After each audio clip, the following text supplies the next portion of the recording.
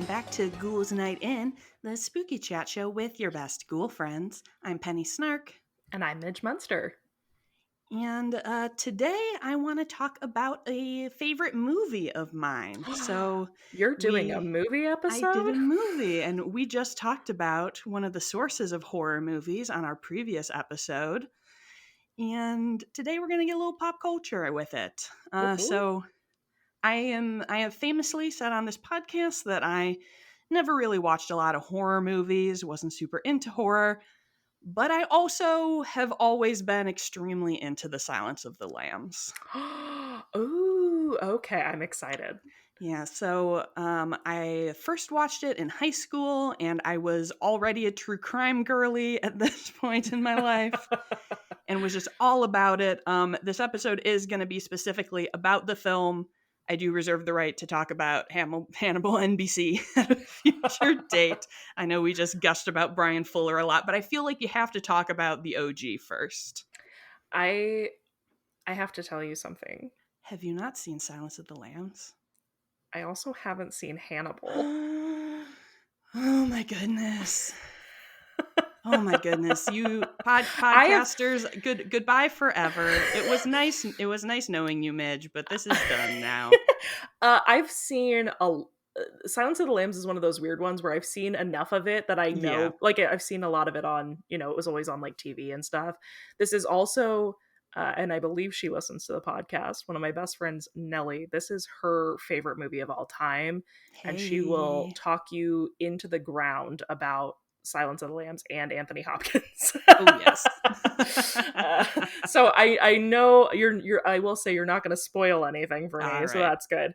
But yeah, no, I have never like sat down and watched this film in its entirety, and I'm assuming now this will be the episode that forces me to do that. Right. I see. Okay. I feel like this is a fair trade. I'm going to watch Trick or Treat and you're going to watch Silence of the Dang. Lambs. I feel like we really flip-flopped this week. I did like a Victorian history lesson, and Right. you're doing a horror I'm film. like, Who let's are talk we? about a horror film. Yes.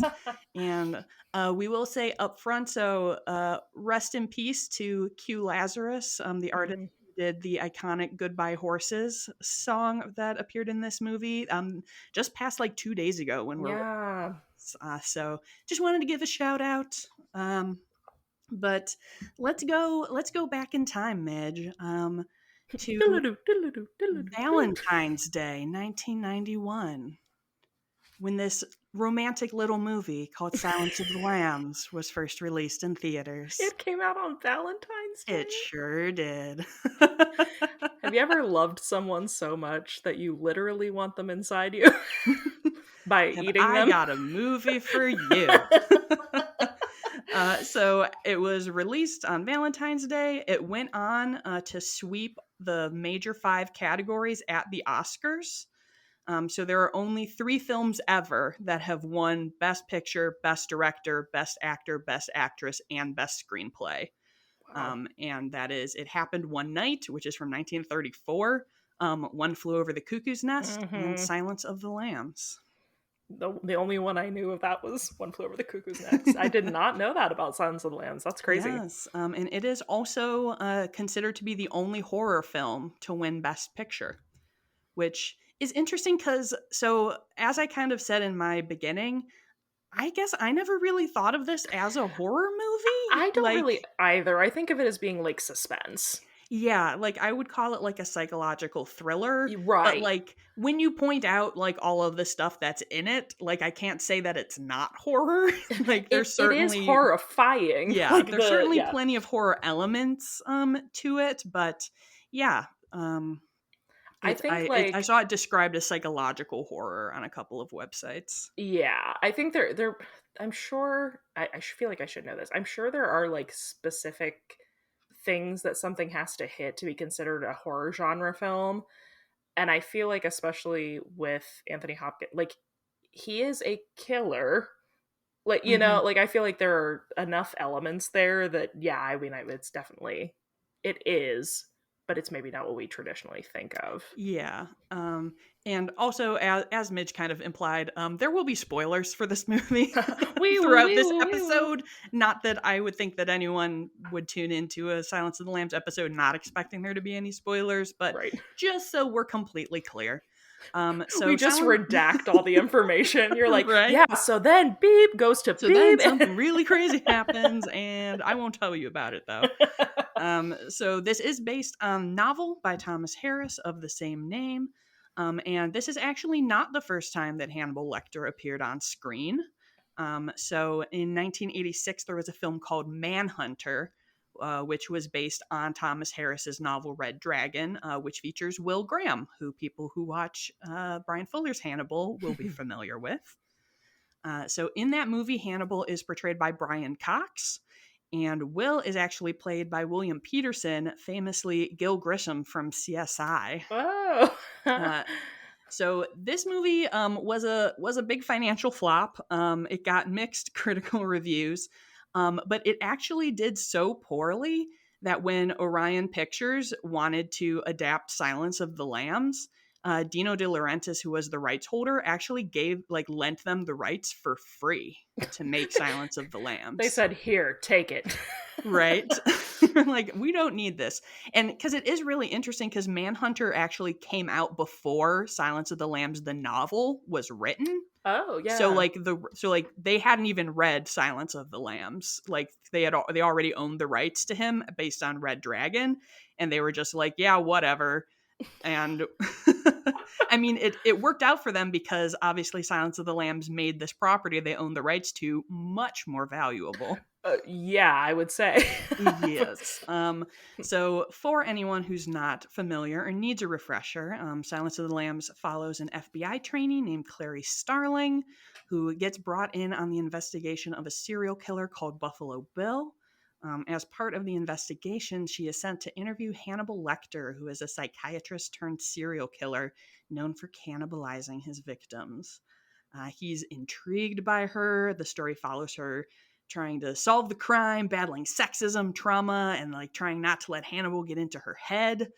And it's all very cool. It's got like a lot of those kind of crime solving elements, as well as sort of this like high stakes emotional intensity, past trauma, all of the good stuff that we love to see. Quote, the good stuff, emotional trauma. And I did, so obviously it came out in 1991, so last year was the 30th anniversary of Silence of the Lambs, and I did read a Vox article that was kind of written about the film's cultural legacy, and they were really talking about how Silence of the Lambs was one of the first films that kind of elevated horror and like genre, because in the 70s and 80s we had a lot of slasher movies, we had a lot of like very like gory movies or like kind of funny movies like Gremlins, and Silence of the Lambs was very like atmospheric in like a serious drama kind of way, which was a little bit different. Even though I will constantly and forever protest the term elevated horror. But yes, I understand what they're saying, but also, how dare they? And the article does give a lot of credit for that to the role of Clarice Starling, who is like a very grounded and very realistic character. Mm-hmm. And I feel like, when people are talking about Silence of the Lambs, a lot of interest goes to Hannibal Lecter, but we're going to talk about Clarice first because she is an icon. So apparently Jodie Foster was like immediately interested in this, but their first choice was Michelle Pfeiffer. Oh, I mean, I can't imagine it as anybody else now, I know, but right? Like, and Michelle Pfeiffer wouldn't have been a bad choice, though. No, I think she would have been got good. Some chops, yeah. And they also offered it to Meg Ryan and I hate Laura that. Dern. So Laura Dern, I could see. Meg Ryan would be a weird choice. I feel like that maybe. Well, no, but they offered it to her, so she wasn't interested. I feel like that would have been like how Courtney Cox did Scream to prove she could do something other than Monica. Right, yeah. Like, that would have been that move for Meg Ryan, to be like, I'm not just the ingenue from every, like, romance film right now.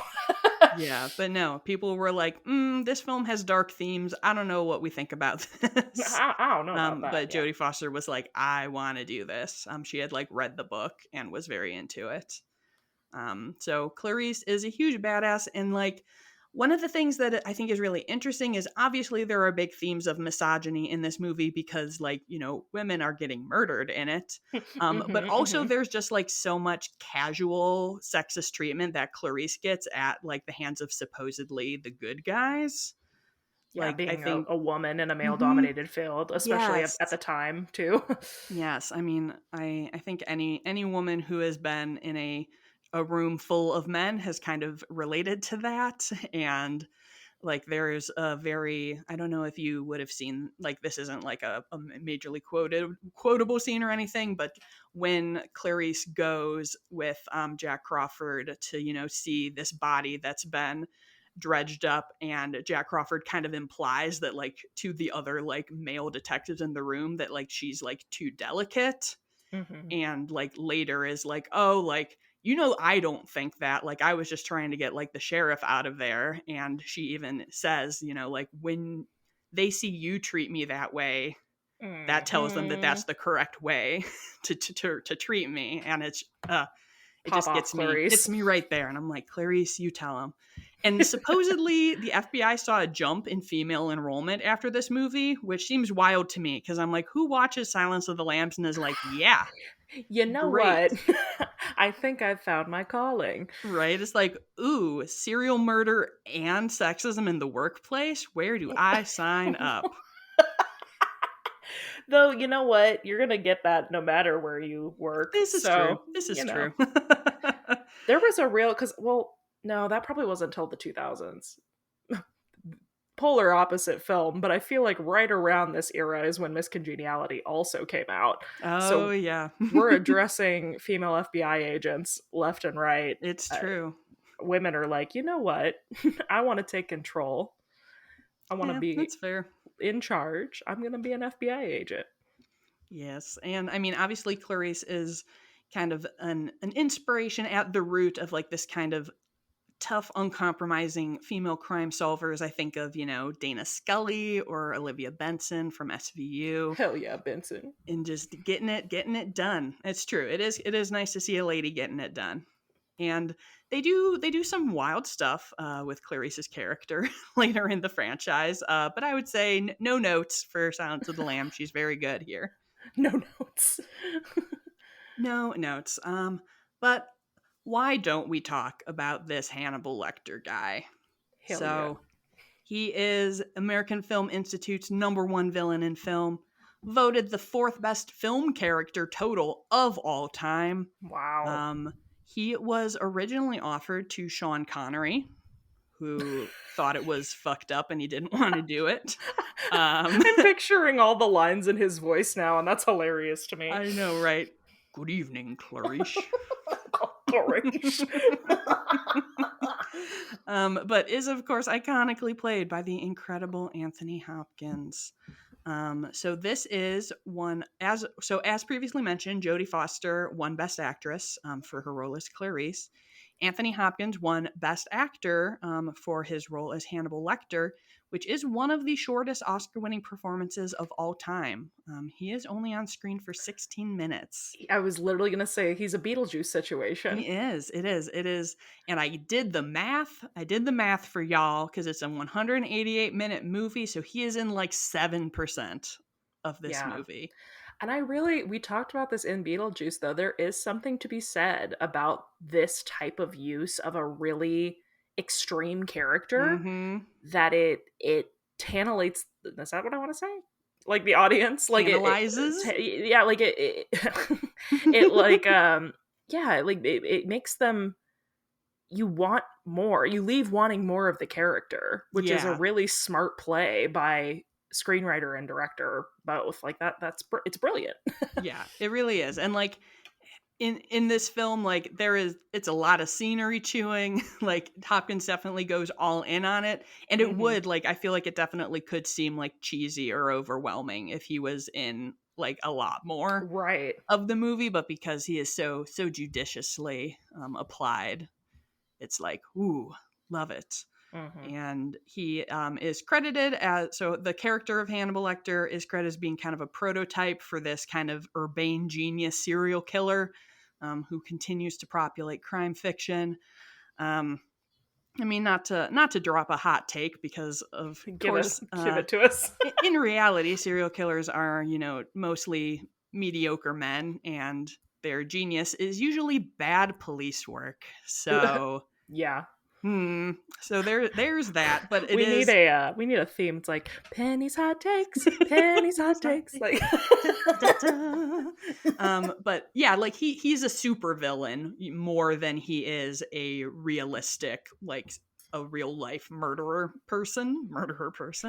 Uh, mm-hmm. but yeah, he does fascinating. I mean, he's ripping people's faces off, stringing people up with crazy flesh wings, just doing all the things. Always giving, Hannibal Lecter always giving us the most. He's giving 110%. We really appreciate that. He really is.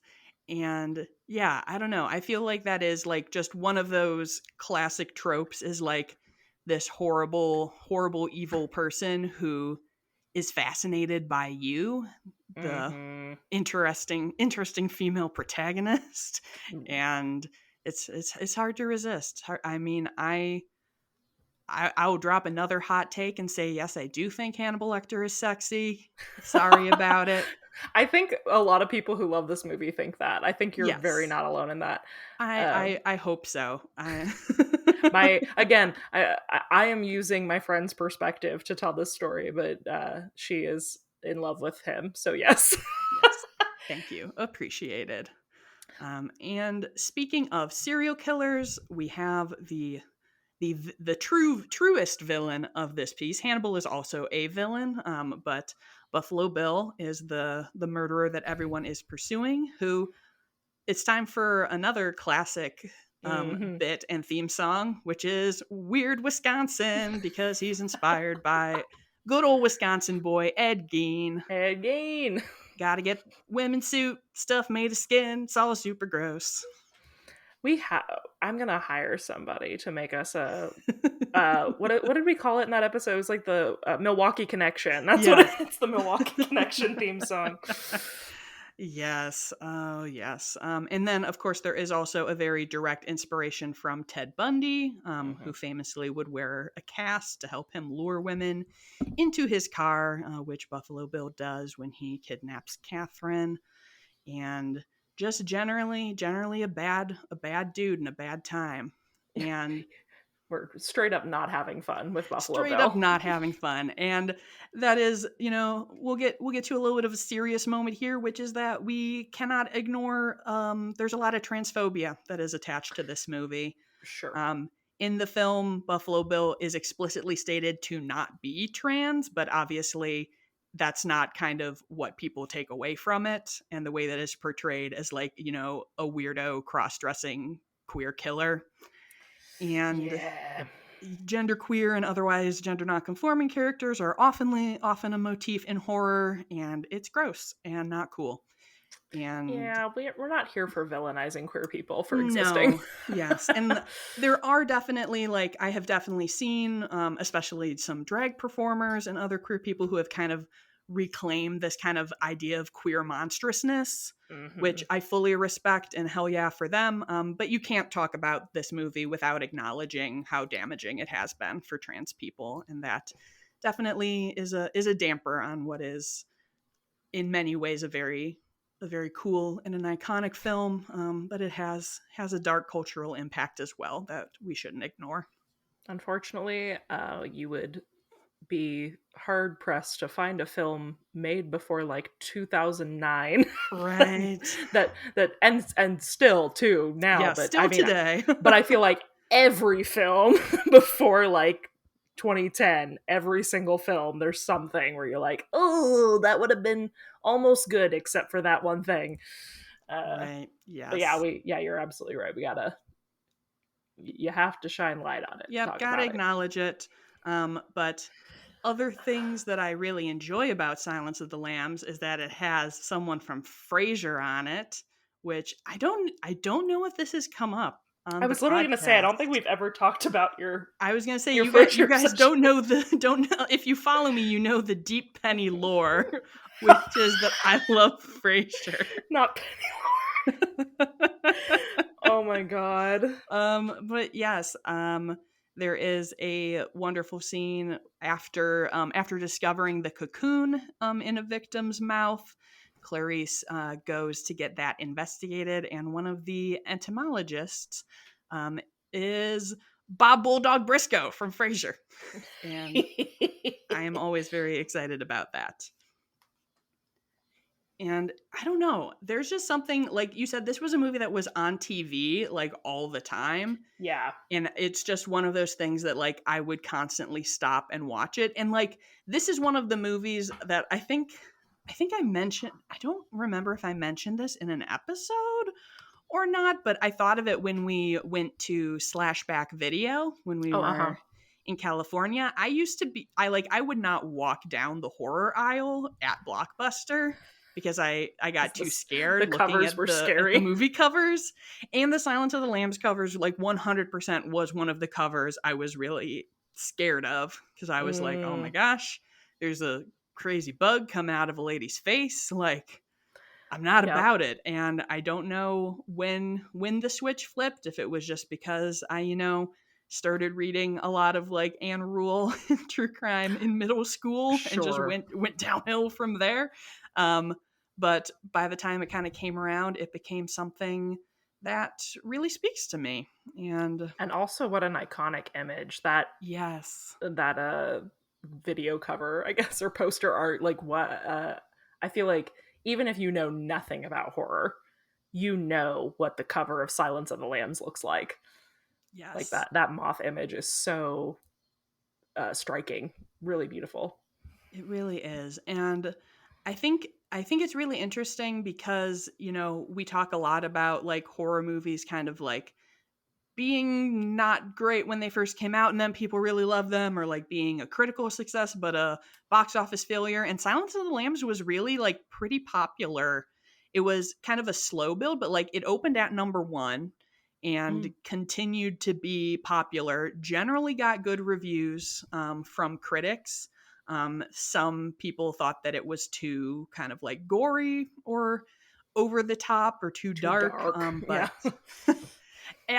which I think just goes to show, like, when you compare it to like a horror movie, it doesn't seem like super gory, right, in my opinion. But like people were like kind of judging it against like mainstream and like Oscar contender type films, right? Well, and maybe too, coming off the back of slashers, which though extremely gory are also like very based in camp and fiction. Yeah. Mm-hmm. Like this being a movie that was based in true stories, not it's not a true story, but like the characters being based on like, I mean, everybody knew about Ed Gein, like, that like that news was all over.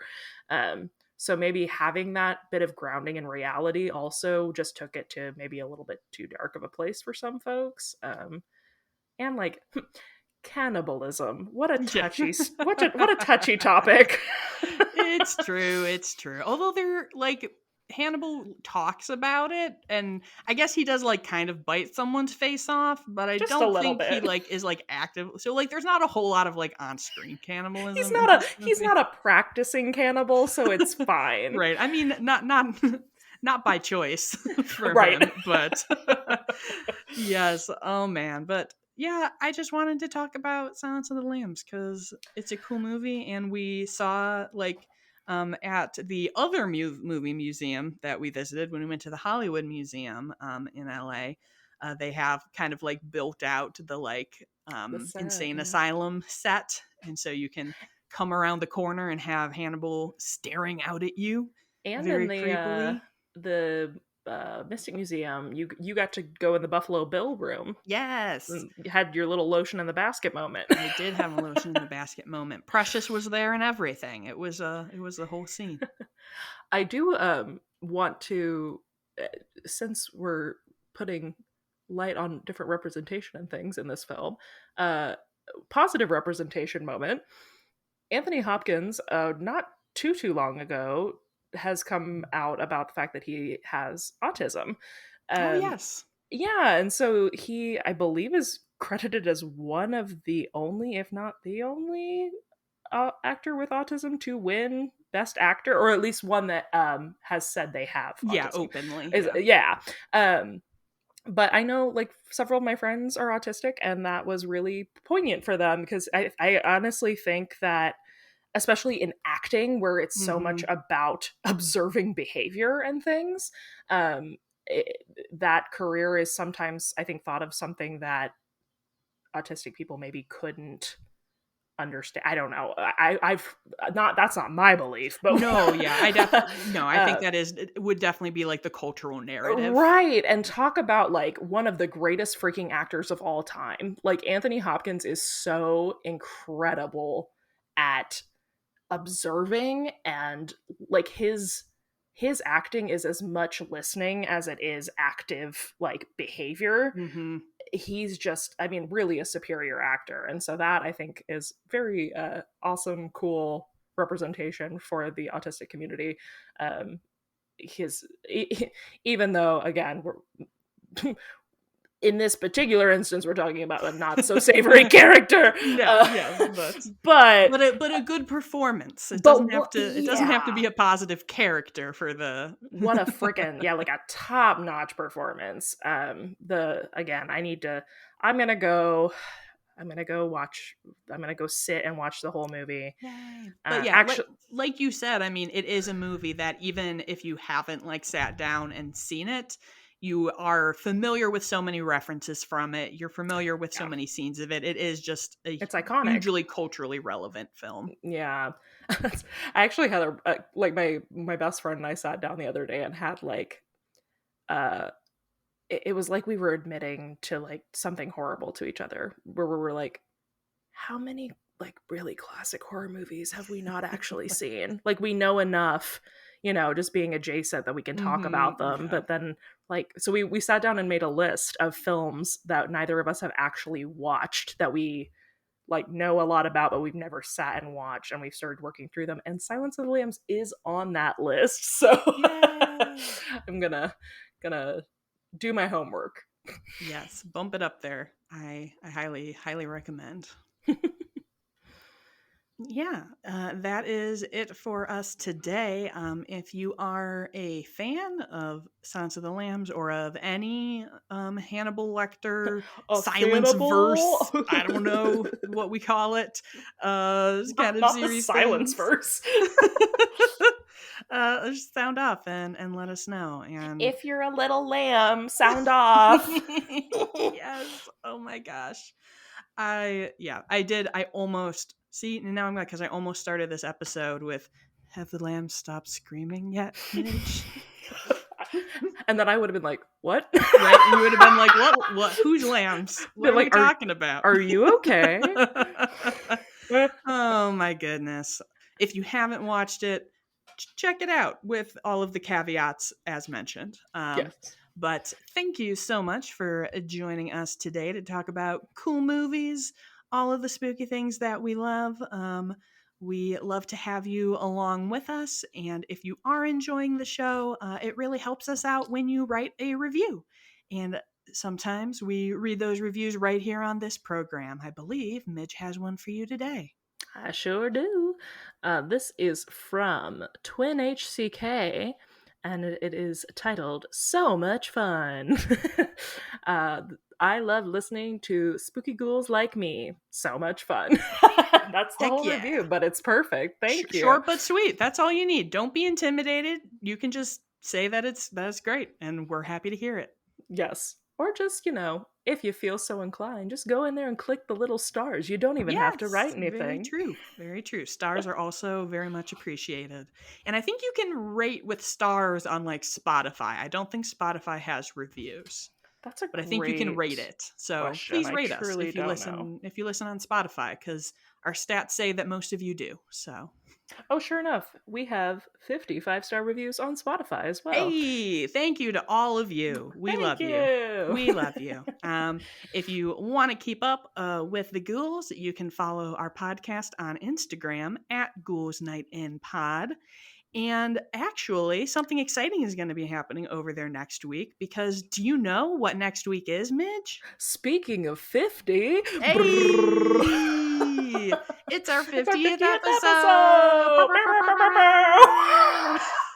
I'm sure that was just an The audio way, disaster. I'm sorry, you guys. but also the way we didn't rehearse that and it No. just happened organically No. is deeply upsetting and amazing at the same time. We're on the wavelength. Yes, next week is going to be the 50th episode of Ghouls Night In, which is wild and crazy. Yeah. And to celebrate, we are going to be doing a Instagram live. Yeah. So it is going to be a sleepover. So put on your gym jams or whatever you care to wear, and join us at 7 p.m. Central on Tuesday, September 6th. Yeah. That is 5 p.m. Pacific and 8 p.m. Eastern. And everyone else, I don't know. You will have to look it up yourself. Mountain time, right? That's 6 o'clock Yeah, mountain time. sure. And I think that's all of us. Yeah, people in Yeah, Europe, UK, I'm I'm so sorry sorry. about it. Sorry about it. You'll have to do some math. But yeah, we would love to have you come and celebrate our 50th episode with us. Yeah, we're excited. I can't believe, I mean, we're also the 50th is also falling like almost exactly at the year mark of when we Yeah, released the pod yeah, as well. So it's almost. been a whole year of hanging out with you ghouls, having a great time. We'll get mushy next week, Mitch. Save it for the 50th. Okay, wow. Maybe I'll hand you over to Buffalo Bill. How about that? No. Oh man. I will say one of like the most disturbing parts of the entire film for me is, you probably won't know this, but the people who know will know when they show the fingernails in the wall. It's Ooh. fucked up, man. I So don't look I forward to I that, lied. Mitch. I'm not gonna go watch it. That's like that's a weird horror point for me. Anything with teeth or fingernails being like pulled off, I can't. Nope. Yep, Immediately no. it's rough. Anyway, that's Instagram. You can find me on Instagram or Twitter or any other place probably that you look for me, at Penny Snark. And you can find me across all platforms at Midge Munster. And until next time, Goodbye.